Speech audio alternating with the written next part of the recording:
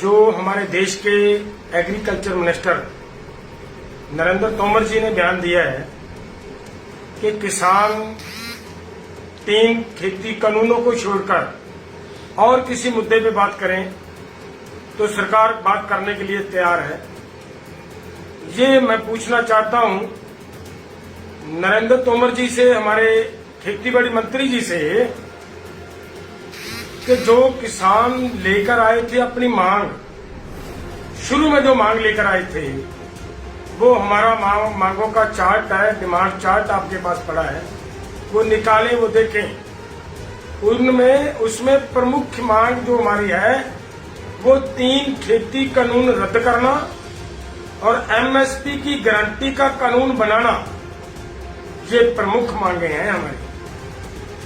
और आज तक हमारे लगभग 500 के करीब किसान शहीद हो चुके हैं, 500 के करीब।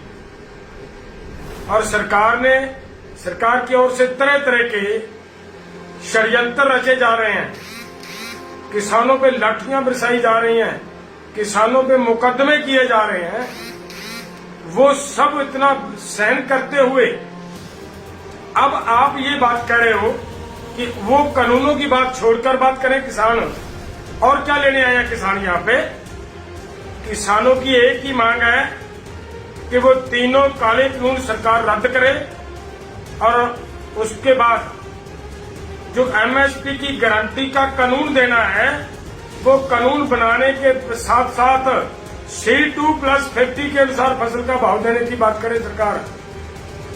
ऐसी बात कर देते हो, गैर जिम्मेदाराना बातें कर रहे हो। आप इतने ऊंचे पद पे बैठे हो, आपको शर्म आनी चाहिए थी ऐसी बात करते हुए किसानों के साथ। जो किसान 6.5 महीने से यहाँ पे आपकी सड़कों पे बैठे हैं और आप अभी भी ये बातें कर रहे हो। और आपकी इस बात में बिल्कुल आज क्लियर हो गया, साफ कर दिया आपने ये बात कहकर कि आप देश के खेतीबाड़ी मंत्री नहीं हो। केवल कारपोरेट लोगों के लिए आपने ये पद संभाल रखा है।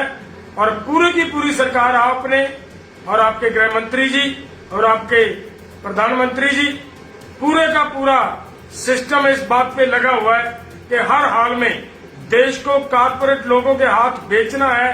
बेचने की बात आपने ध्यान रखी है और उसी पे आप काम कर रहे हो।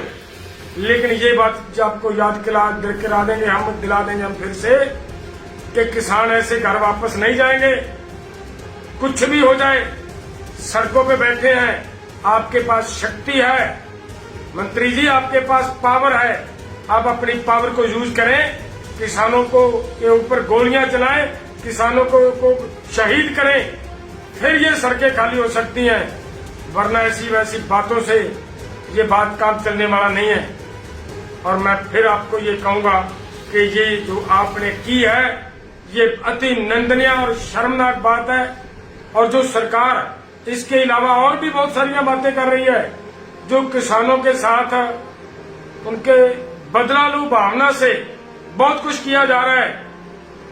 पंजाब का रूरल डेवलपमेंट फंड आपने रोक रखा आपकी सरकार ने। और पंजाब का चावल उठाने से आप मना करने की बातें कर रहे हो।